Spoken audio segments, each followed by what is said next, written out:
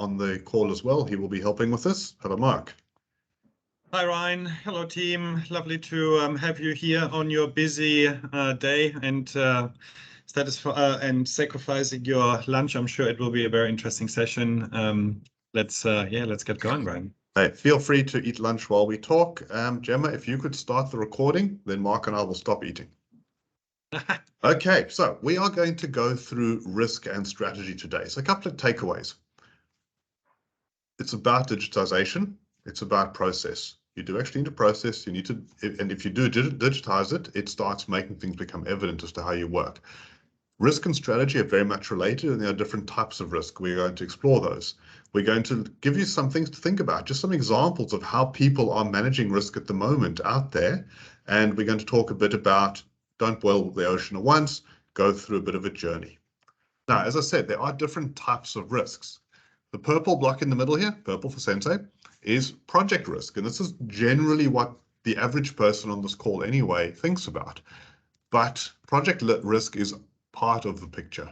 We have strategic or corporate risk, which is dealing with those risks to the organization's goals overall, and they will generally go well beyond project risk. And then projects end, and this becomes BAU operational work, and there is operational risk, which the operational areas are dealing with, which impacts their efficiency in terms of how they work. So when we think of risk, we do need to think of what is typically within a project portfolio management solution, but how does it link to everything else, and what is the big holistic picture? So now we've introduced the concept of strategic risk. So let's look at a little diagram you would have seen before, because we use this a lot, because this has been true since they built the pyramids, and it still is. We have strategic goals. This work is broken down into how we're going to deliver it, portfolios, projects. We start to govern that, we deliver it. We then start feeding information up. So now it's being delivered, governed, reported on. We start to look at success, and hopefully we achieve our strategic goals. But sometimes during that delivery process, where we're very much looking inward, we end up with risk on a project, and that risk could impact that project. And now it's actually impacting our ability to achieve that strategic goal, because we're not outputting what we thought we would, or the outcomes from the project aren't what they were. So we very much have to think about risk in the context, not just of, I can't get my project done on time, what's going to cost too much money, but what happens if you don't do your project the way it was originally intended when that strategy was thought through? You actually impact the thing that's potentially way above you over there, but in the context of the organization, you do impact your strategic goals. So there's definitely a link here. Now, when we think of projects, people typically think of that iron triangle, you know, the scope, the cost, the time. From a Sensei perspective, obviously it's time and cost, but there is a risk component that we like to think of in terms of Sensei IQ as well. But what else do executives need? They don't just need to know that your traffic light is green. They need to know, are you going to achieve your benefits? Are you going to contribute to those strategic goals? Now, why is there a problem with the normal traditional definition of risk? This bold in the middle here is the PMI's definition of risk. So I'll paraphrase it. It's an uncertain event, a condition that if it occurs has a positive or negative effect on the objectives. Now, that's actually quite a good definition, but people don't really pay attention to the definition. What we find is that they focus on events. So it's like, hey, I think next Tuesday, something will happen that, or could happen, that will impact my project and my delivery, my ability to deliver. They're not thinking about, well, maybe there's just a generally uncertain environment going on, and I should think about how I can manage the uncertainty and not stress about individual events, because they're very hard to identify every individual event. People also tend to not remember the positive. They're like, risk is bad. You know, go call the insurance company, risk is bad. It's, well, there are positives, there are opportunities that can come from this as well. And again, it's about the project's objectives. It's not about the iron triangle, and it's not necessarily about you going over budget.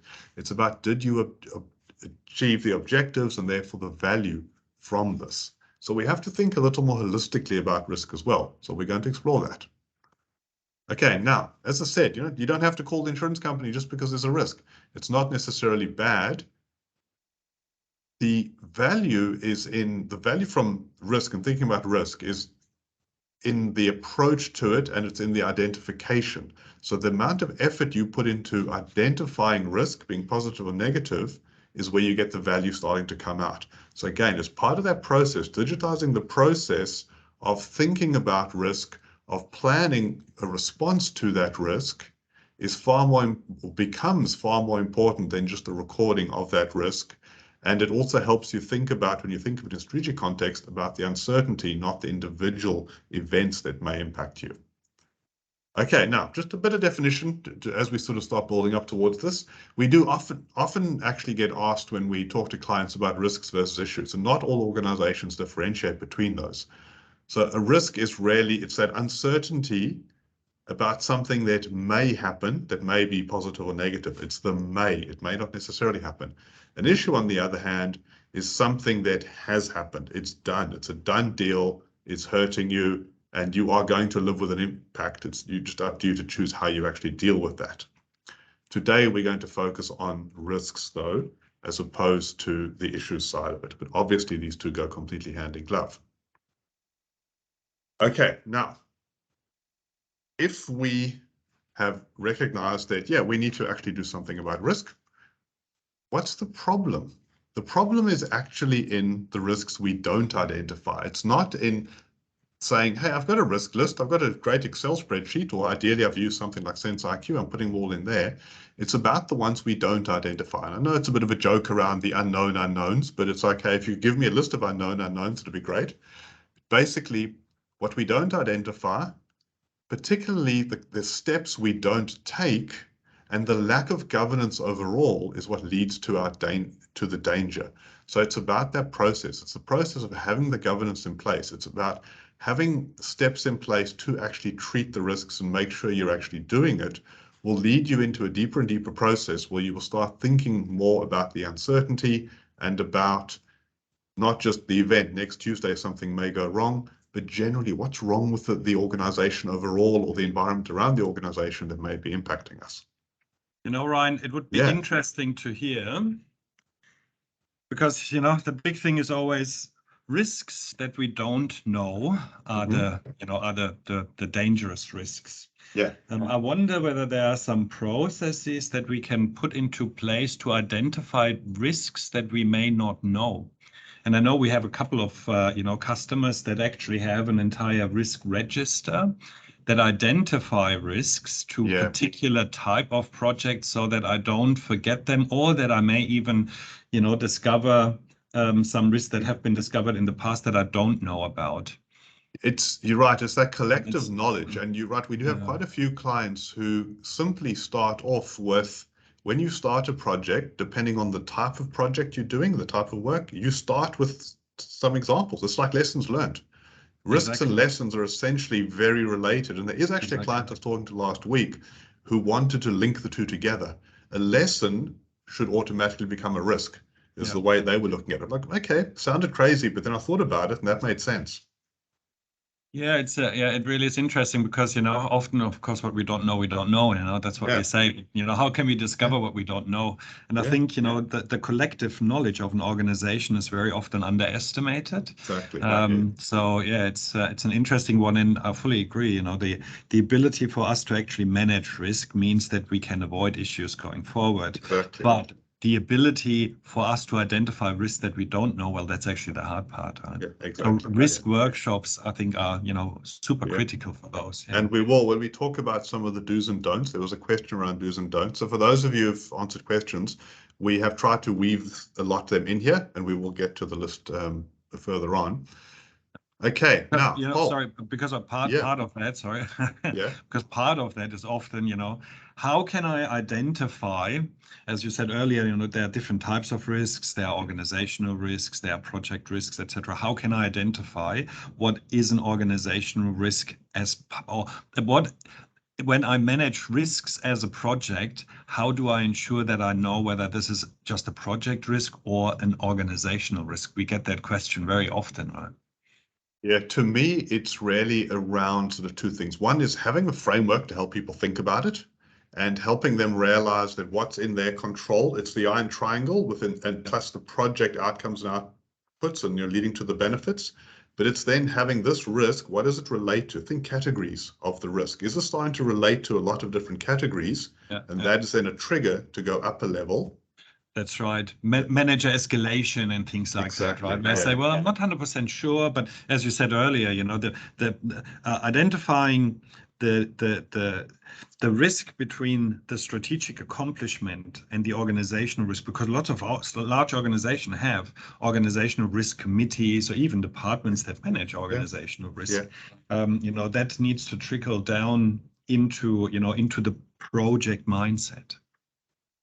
Yeah, people are starting to fill the poll in, so thanks for that. So this is really just starting to see how you are managing risk, from we don't really do it through to we're actually managing it, we're treating it, we're making sure people are doing it. So some interesting responses here.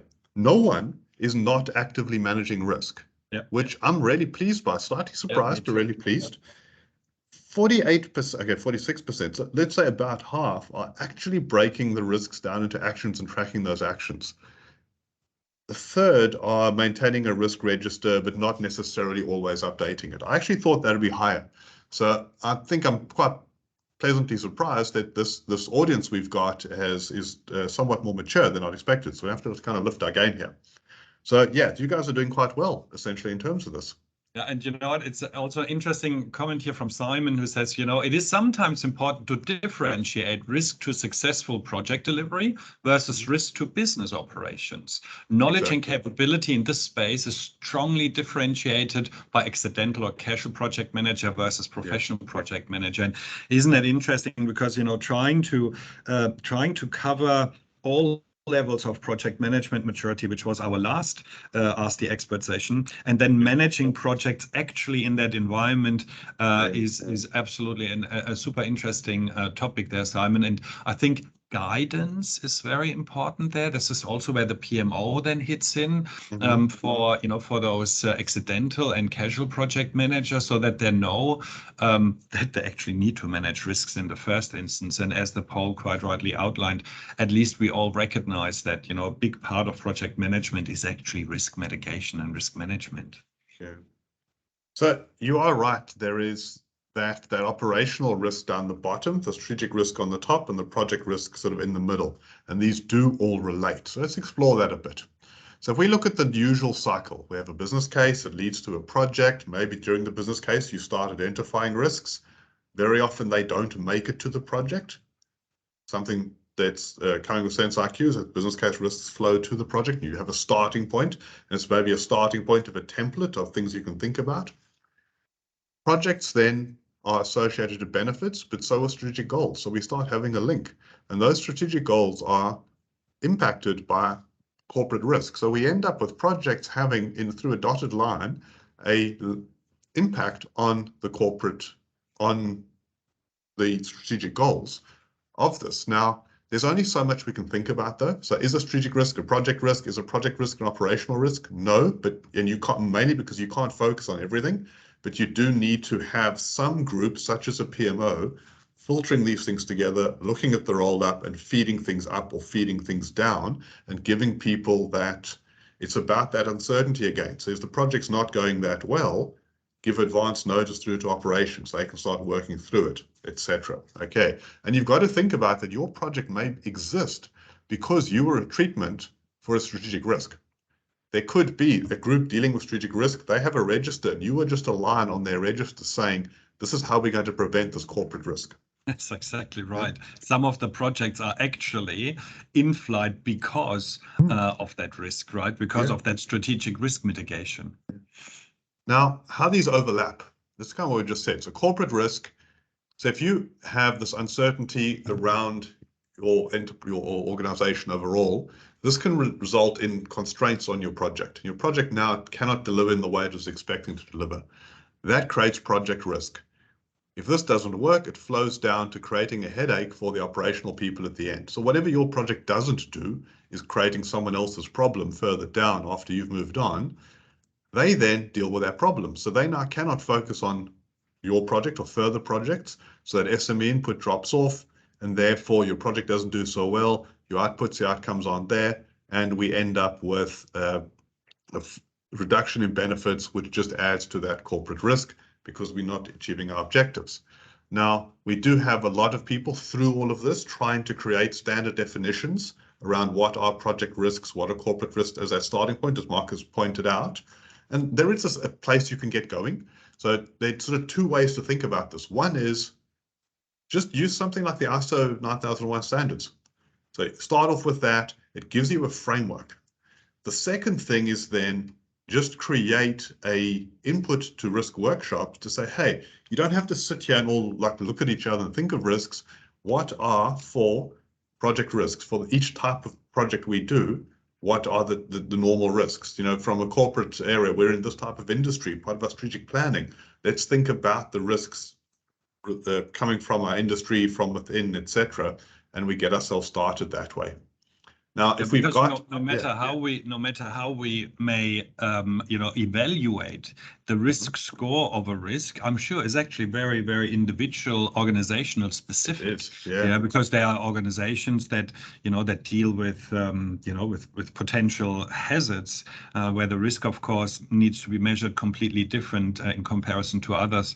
At least that risk standard example of likelihood and impact calculating the score is a common approach. How you then determine what's low, medium, high, or extreme can then actually be associated even on the type of project, because organizational specific risks need to be managed that way. And that is absolutely true. It's about, you can hide the differences from people by letting them in there. I'm a citizen project manager in my small world. I fill this form in, I get what I need. Other projects can be doing risk in different ways. Okay, so I want to know a bit more about the risk that is how far you were thinking about risks. Now, I'm thinking the top one's going to have no responses, but I'll be interested to see if it does get any. But how far do you actually go in terms of the rest? So Gemma's going to start up the next poll.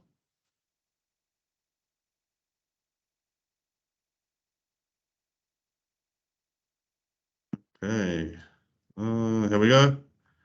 So so far, a few people just dealing with risks on their own projects. We do have someone linking their projects formally to corporate risks. That's really interesting. So about a third or half of people focusing within their own project so far. About almost a half dealing with risks going up onto programs or portfolios. And they're not coming up. 14%, 17% are actually linking their risks, their project risks up to corporate risks. Again, that is higher than I thought it would be, to tell the truth. So well done for those of you who are doing that. I'm quite pleased, and to be honest, kind of interested in talking to some of you. So I may, give you a call. Okay. So yeah, just under half only dealing with their own risks on the project is where it ends up. But then we've got 36% looking at it and linking to the programs and portfolios, and 16% of 5 organizations there that are actually linking to corporate risk. Really good that. We should have almost created another poll, Ryan, that says, creating a risk register at the start of a project, I think, is a very common scenario. And that sort of reflects also the answer of the previous poll. The poll should have probably said, how often do you revisit those? I know. Because how often does it happen that, look, it's part of my, standard pack and it's part of the process. I need to do it. So I'm just going to create that list. It's ending up in in an Excel spreadsheet, and we only really look at it if a risk becomes an issue, right? Yeah, there is. Preventing is actually the whole idea of the risk. It's essentially the preventing, and the way you help people prevent it is by governing it, to making sure the process, oil the process, make sure it works. And there was a question we had, which is why I put the slide in, around, can technology help with this? Like, yes, it can. Okay, technology is great, but it's actually people and process. The technology can support that, though. So first of all, a couple of things. How can you make sure that people are actually not only putting the risks in, so identifying them, which is a valuable process, but actually then doing something about it and revisiting that. Well, first of all, technology can help this be visible. So we can actually make it appear on dashboards for you. Secondly, it's a way to standardize. If you all got your own spreadsheet, then it's a bit harder to standardize that. So to get rid of the spreadsheets, we can essentially standardize each type of risk that you need to manage, or each risk process could be different for different types of work, but we can then align them. We can start rolling it up. As Mark pointed out, you've got the standard matrix, and you all have your own version of that matrix, and you could have 3 different versions in the organization, and then it could start rolling up in reporting. So that digitization is what really brings that data to the people who need it. And interestingly enough, you know, especially in IQ, I'm really happy that we actually have the risk KPI included into the status update, because that always outlines and at least triggers the thought of risk management. Yeah, absolutely. It does. It does. It's never, it's in your face. So you have to think about it. Yeah, exactly. It's in your face. Yeah. Now, moving forward, we start thinking around technology can help us predict. So as we've said, it can create standard risks for us this is based on lessons of the past. The second is that AI is starting to become more and more prevalent, and we can actually now, if you want to, you know, you call me, we can do it for you. Ben, it's Hayley. How are you going? Really good, and you? That's good. I know. Hey, Do you mind muting yourself? Gemma, can you mute her, to please? get EndNote on my computer for some synthesis work I need to do. Do I talk to IT about that? Gemma, you got it? Yeah, cool, yeah, thanks. Okay, thank you. So Hayley, I hope you have a good thing with IT there. Okay, so AI is starting to lead us to where we can start really predicting risks around projects based on that collective knowledge and the collective data of the organization. And then the main thing is govern your risk. And this is really a theme here in that notifications, reports, dashboards, surfacing the risk and the KPIs where they need to be is really something technology can help with. So really digitize that. I don't need to go looking for it. It's going to come and find me. Okay, now, having said all this, you've got to start somewhere. So that poll we had a bit earlier on is, you know, really starting with people looking at, it's a journey, okay, it's a maturity journey. So where do we start? Well, a lot of people start off with, they just create their own registers. And I regret not putting a poll in asking about the standardization, actually, it would have been good. They then start moving on towards standardization. PMOs come in, we're all doing it the same way. This starts then enabling us having that ability to actually report and start flowing up the levels, because we have something standardized, we can do that too. Then we start linking to other levels. Maybe we actually link, you know, to programs, to projects, etc. And we also break the risk down into controls, actions, tasks, whatever you want to call it. And we've got something to manage and govern now. And then ultimately we end up with being able to measure that impact on strategy. Now, Mark, you mentioned the KPI, the risk KPIs. Yeah. Something that was interesting we did with the OKRs was actually have as part of the OKRs, you've got the key result, you've got the project, and then you've got a traffic light next to the project on that dashboard, which includes the risk one. So when you look at the OKR, you can think, hey, we're doing great, or hang on, there's actually something I should look deeper. I normally don't think about projects, but I've got a reason to look deeper into them. It's as simple as just putting the right traffic light on the right screen, make someone think that, hang on, I need to worry about this or not. Okay, so a poll. So if this is our maturity journey, I've just realized I did have a poll. Okay, if this is our journey from, we know you've all said there's no one not doing risk, which is great. So you would really start with you either creating your own register or all the way through to you've got standard registers and they're linked back to corporate registers as well. Where are you in terms of this? You know, how far do you go in terms of doing your risk?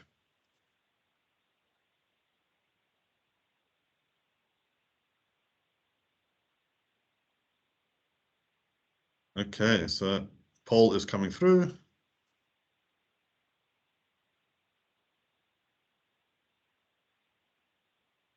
Okay, so far it's even around very high maturity.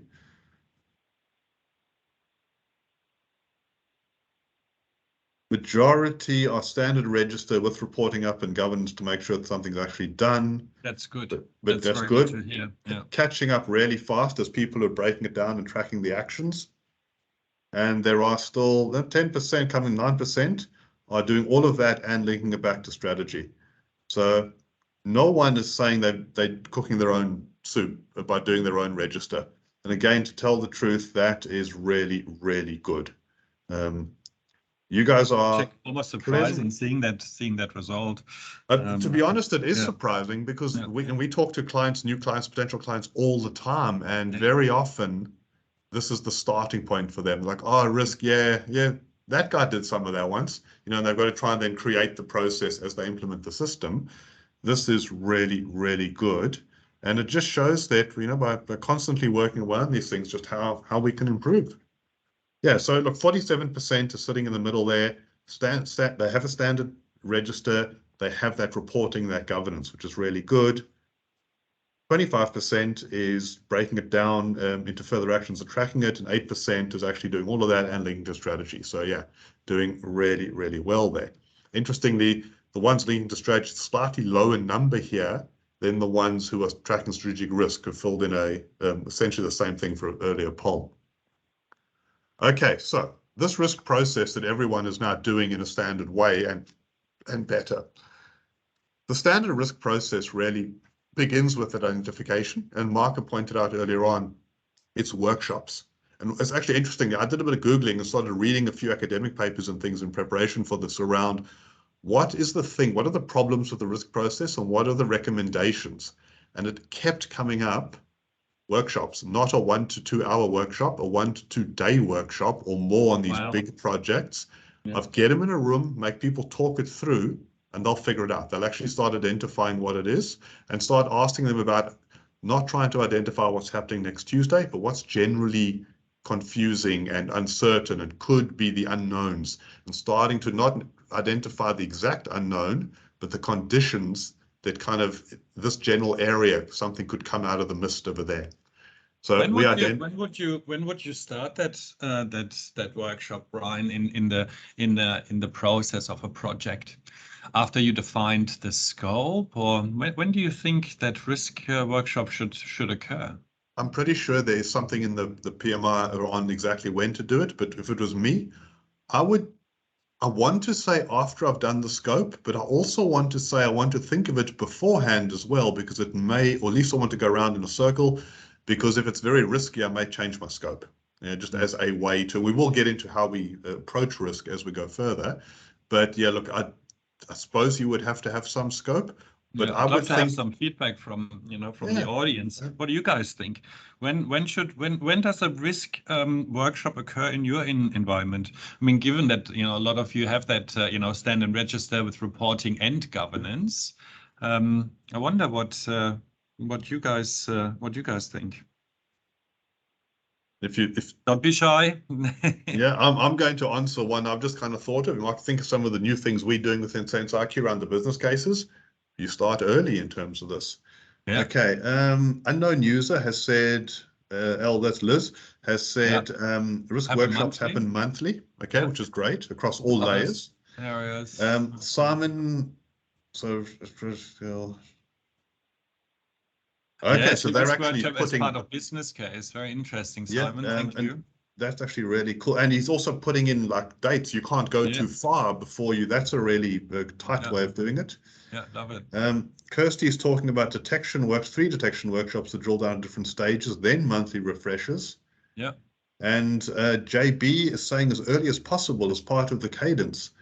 This is showing me there's a lot of process people are building into this. Love it. Thank you so much for the feedback. That's really good. This is really, really good. Jim. Yes. Prior to gate milestone, yeah. It's Mr. Loads people. Yes, true. Jay. Yes, Jim. So look, the standard process. It sounds like people are getting into this really early, which is great. But the standard process really, and this is, you guys are a bit ahead of what I thought you would be here. So my slides are maybe not as advanced as they need to be. But basically, we identify, we evaluate, we come up with how we're going to handle it. People are typically doing the bold and not the light, or that's what I thought. So risk registers, they create them, but they don't always break it down into risk treatment actions and take it further. And it's like, well, we've got Excel and we do nothing with it. But in your case, half of you are. People then do create dashboards, but they don't necessarily then have the governance. And that was the whole thing. But what I'm reading, just scanning the stuff down, there's a lot of, at least half of you have got governance like nailed, okay, which is great. So we're going to just start talking about some examples of what clients are doing now in terms of how they're doing it. And these some of the people on this call have inspired this.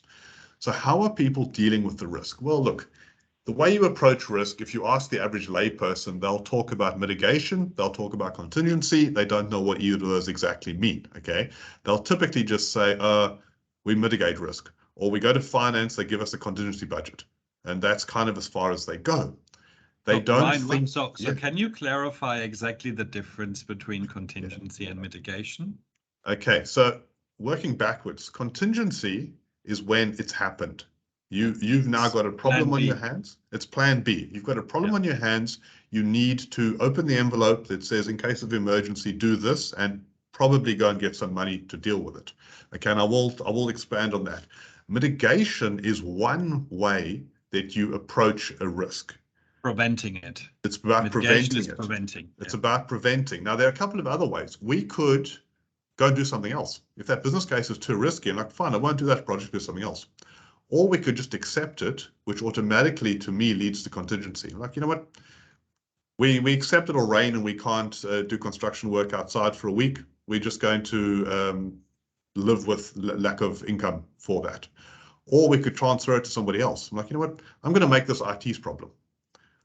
Or we can specifically, instead of these are just sort of like pushing it away, we can actually put steps in place to, if you do these things, you reduce it. So we're worried about it raining, so therefore we'll put a tarp up to actually cover our work. We can work underneath it. So we create some additional activities to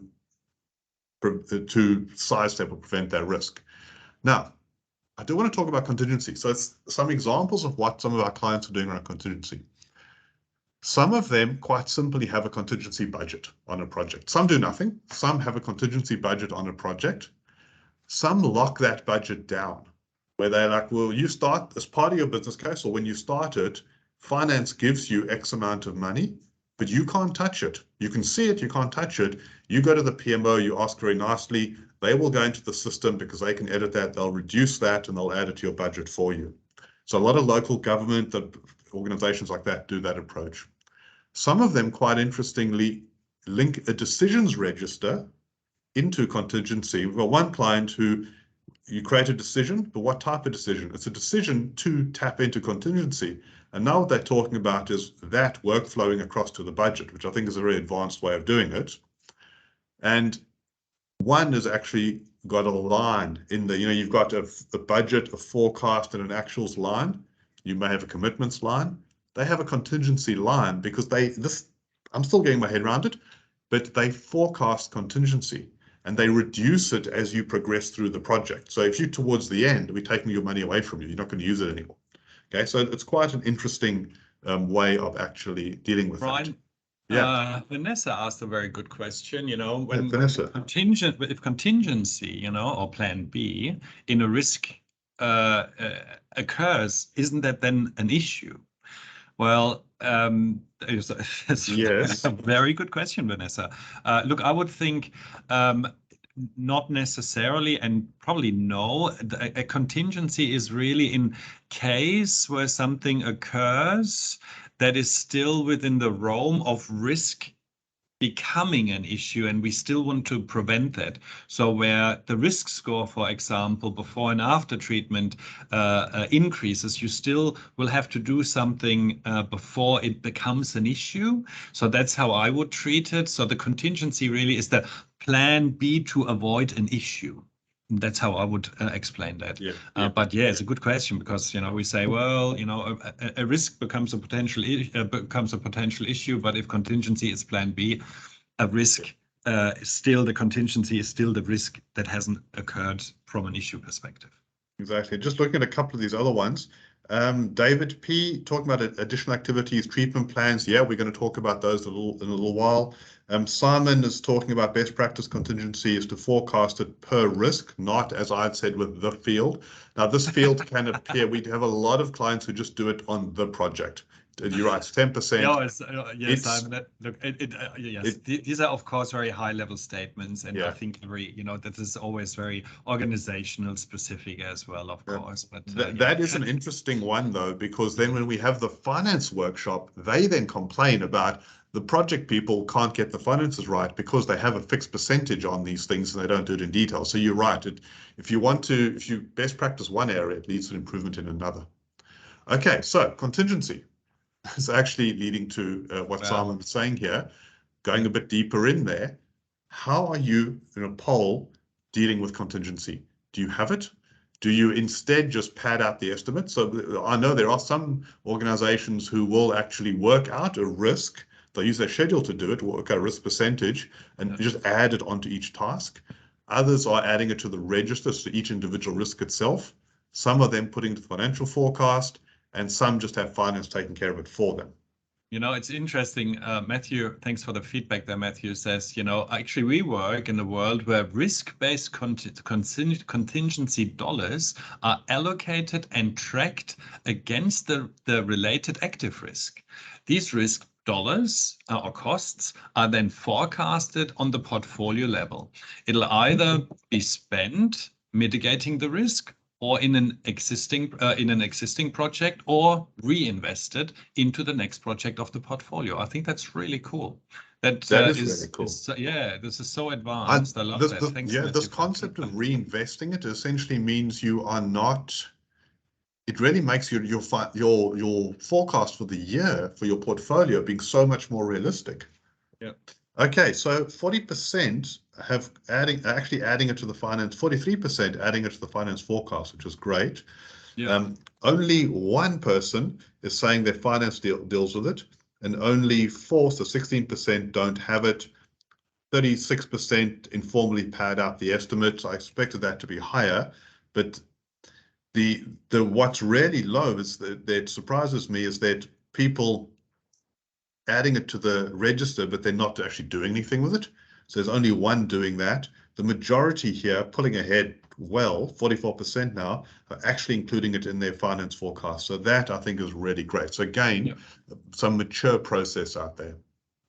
I'll tell you the big takeaway for me for this entire session, Ryan, is that our fellow team here is actually really advanced in their risk mitigation and their risk management in general. Mark, I was going to call you about that afterwards, but yes, I'm quite pleased that you guys are ahead. So let me show you some things that some of you are doing. Some of you may recognize pictures here. I have taken pictures without any identifying information whatsoever, so it should be okay. But it's give the rest of you some ideas, okay? So how you can do it. So mostly we have a risk matrix and there's one. So before we are having any mitigation or doing anything about these risks, we have a position and we work out we've got, there's one sitting up here, sort of 3 and 5, etc. We then start planning things out. What you're looking at here is actually a screenshot, including these arrows out of Sensei IQ. This is really cool. So now we have these we pick approach to the risk, and what the system actually will show you, this one here is now moving to there. It actually I didn't draw the arrow, the system will draw the arrow for you, and then it will also move it over. And then what we have is like, okay, well, from a trend, from a trend perspective, Ryan, it really allows us to actively see how we manage risks, right? In general, not just from one risk, but actually on a project, program, and portfolio level, right? Before and after treatment. Yeah, and then you're right, roll it up and allow different areas to, because ultimately there's one number. Each matrix corresponds to one number at the end, and therefore we can roll this up. So I think very, very interesting what people have come up with over there. Now, I know we do this from an organizational perspective. Organizational risks are very often managed that way.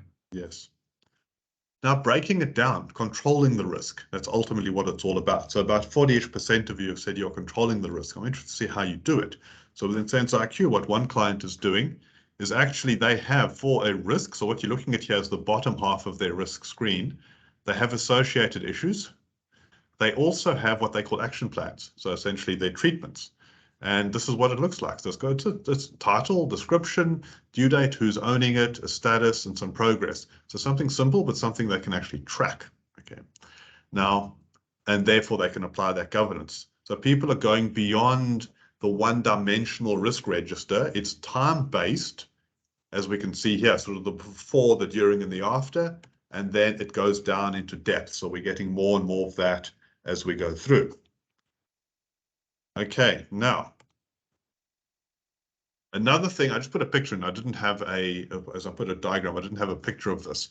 I'd mentioned it earlier on, so dashboards. So ultimately, if you're going to govern risk, you need dashboards to actually see how you were doing and what treatments are overdue. If we're going to break this down further, we need a way of actually tracking it. I'm actually quite interested, if anyone wants to talk or put into the chat, how you track your risk treatments to make sure that those actions, or whatever you want to call them, controls, etc., are not just forgotten about. Another client, as I mentioned earlier on, is through OKRs, so actually putting risk statuses up with the OKR. So it's way up on the strategy level, people are getting an immediate link down into the projects. David has asked, can the risk matrix be modified? Yes, it can. Yes, it can. Yeah. And it's we actually modified it now to the extent where you can impact every single cell, because we have so many different industries that need to manage risks, where literally every single cell now can be influenced, or the calculation of that can be influenced, because sometimes you have very specific scoring on the risk. Yeah. Okay, so last slide before we get into the questions. Top tips. Someone asked, what are the top tips? Okay, so they asked for 5, and I've got kind of 6 and 4. First, the do's. Okay, and Mark, I'm interested in what you say, and anyone else says here as well. As I said before, have a risk workshop. Don't do it as a formality, like, oh, I must do it, it's 1 hour. Spend all day doing it. On big projects, spend days doing this stuff. It is rarely, risk is just another way of thinking about lessons you haven't learned yet. And that is about thinking about your kind of scope before you get into the detail. Do govern your risk, okay? You actually need all these dashboards. You need these controls. If you don't do that, the process will die on the vine, okay? Simple things, but define risk versus issue, and find ways to not, well, don't just create the register, but it sounds like most of you are way ahead of that anyway. Allocate time to reassess, but again, looking at what's happening in the chats, there is a lot of people who are dedicating the time to doing it, which was great. Yeah. And those matrices Mark's been asking about, and I see there's some chat around that over there. Yes, you need that. Make it customized to you and to your different types of projects as well. Okay. So things not to do, don't not govern your risk. Govern your risk. Okay. Don't, this is, as we get more mature, what I find here as well is they create 200 different fields to capture for a risk. Don't capture more than you report on, because it just gets too much for people. Don't only look behind. You've got to be thinking about what's coming next, what could it be? So we don't only want to learn off the past lessons, and don't think, but it sounds like most of you are, don't think just identifying it's enough. Now, how many people put in a spreadsheet and just forget about it? It's interesting looking at the chat here. It is, you can really see how each individual organization manages risks. Yeah, Matthew, thank you for for the feedback. Majority of projects track and manage risk against the residual position, which kind of makes sense. Large and complex projects optionally operate both inherent and residual. This keeps it simple for the majority of projects. So really, depending on the type of projects. And then the other feedback there, we cannot spend workshopping risks in days of workshopping risks. And Liz, look, it's interesting. I think it very much depends on the industry as well. On how much time you spend. And of course, it shouldn't cost more to manage risk than to actually, handle risk to become potential issues. So it really depends on, on the industry there, I think, Yeah, but Liz, just in terms of what you said, I just happened to have spoken to you, recently. you do actually invest a lot in dealing with risk currently, you personally, as in your role. So I think you'll find that you guys are probably spending the time, but it's also a risk versus reward to managing risk. The more time you spend, that's the tip is the more time you spend, the more valuable it is. That's all. Okay, so questions. I had heaps of questions, okay, which is great. Thanks for sending them through. We are going to cover off as many as we can. We may not be able to get to all of them. So there are a bunch of them around. There's Can one you? question from Yeah. Christy before we start here. You know, will IQ be able to track the trend change between inherent and residual risk easy? It would be nice to report against it. Just for info, so as we implement the trend analysis, we will be able to report against that trend, of course, Christy. But again, great feedback. I will most certainly convey that message also to the product team.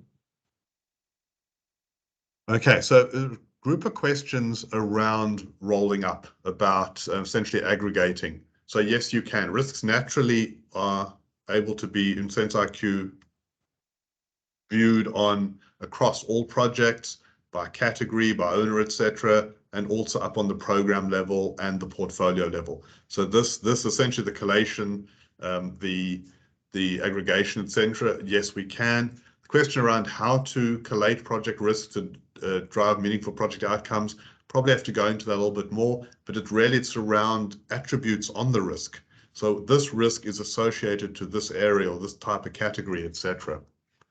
Okay, so coming down, how do you get projects to manage risks related to delivery as well as operational risks?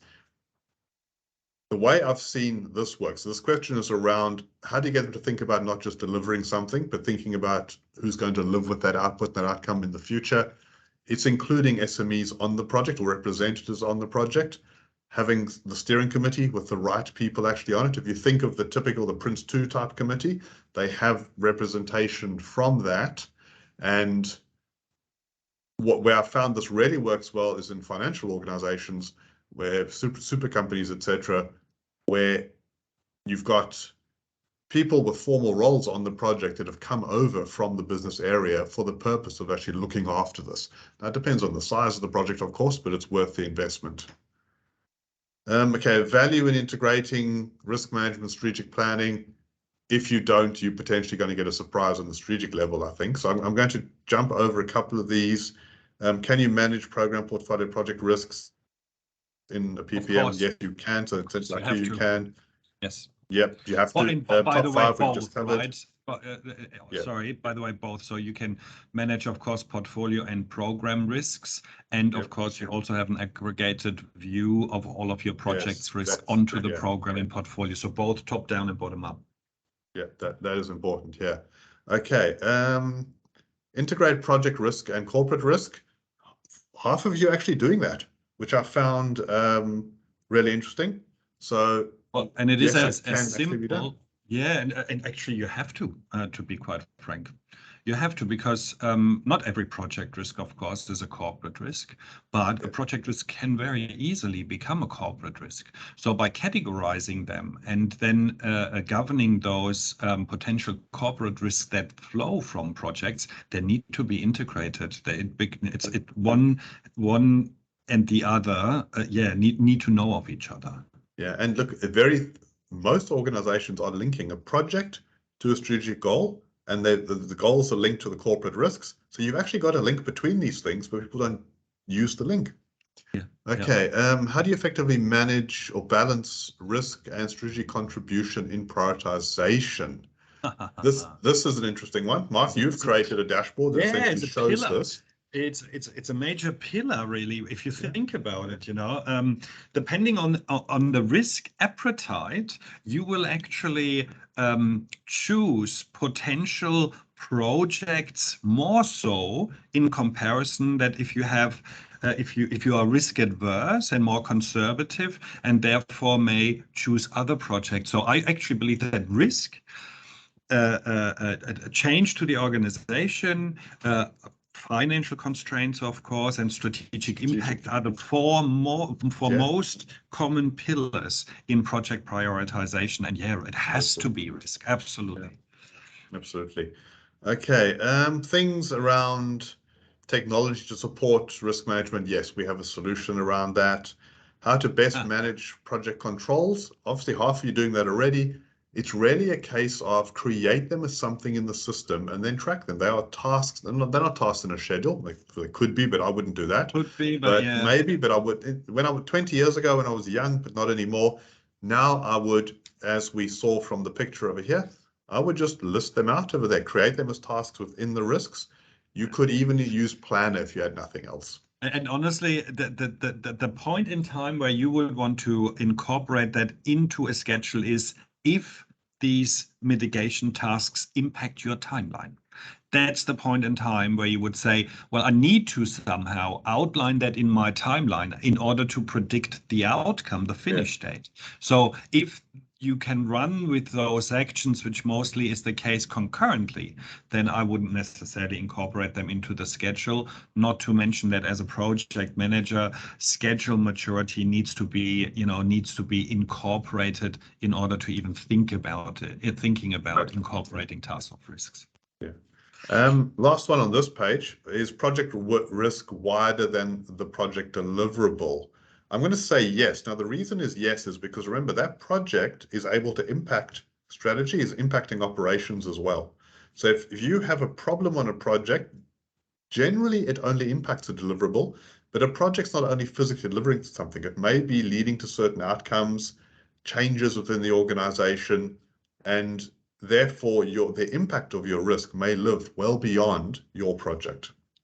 Before you go into the second page, Ryan, David just outlined one of the challenges of linking project to corporate risk is actually using the same metrics in both. And you know what, David, that's very true. I think the way that I have seen managing that is that when a project risk is identified to be a corporate risk, it is communicated to the corporate risk department, I'm going to say. And that corporate risk team will then reevaluate that risk and will then calculate the score in accordance to the corporate risk metrics. That's how I've seen it done. It's very common that both of them are different, yeah. Okay, now, we've sort of covered. There's a bit of copy and paste overlap over there. Okay. So managing ongoing tasks. This is a task thing across multiple projects. It's all in a database. We roll it all up so we have views to be able to deal with all of that. And we've looked at the alignment. Okay, make data point visibility to PM and stakeholders to enable better data-driven decision making. This is really what we covered off in the last or the session before. It's around defining out that organizational data, what's needed, and having appropriate dashboards on every level. Okay, this one question here in the middle. Okay, how do you demonstrate the value for an organization that doesn't currently have a PMO when the financial returns may not be able to be calculated given rework or other non-conformance or poor performance isn't measured? So they've got problems on projects, not measuring them. Do you approach it with a forensic accounting approach or a benchmarking exercise? Yes, you could do that. Quite simply, I would go, if you go the very slide at the beginning, it's about time, it's about money, and it's about risk. I'm pointing out that, yes, it may be hard on day one to build the evidence, but we will build a framework. Not saying it's forensic, but it's a way to measure the evidence on a project. And it's also a way to reduce the risk and link it back to the strategy as well. Exactly. The important part here really is if you don't have a PMO or an ePMO, still as a project owner, you do want to know what the business value is of a particular project. And this is often, it may even be a perception. However, long term, you will find that you won't be able to accomplish your strategic goals if your projects fail. Because ultimately, the reason why we implement project is to accomplish our strategic goals.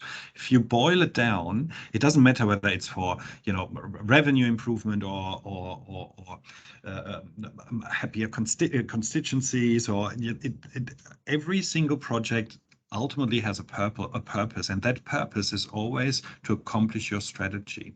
So even over long-term maturity part, if you can't accomplish your strategy, then the ultimate purpose or the ultimate reason for that is not managing projects appropriately, and that will often then lead to the thinking of, okay, we need to have that that governance of our projects. Not only do we need to understand why we invest in it, but we also need to understand what impact does that have on the wider scale. I think it's a maturity part. It's not just whether it's forensic accounting approach. It's not a formula. Benchmarking.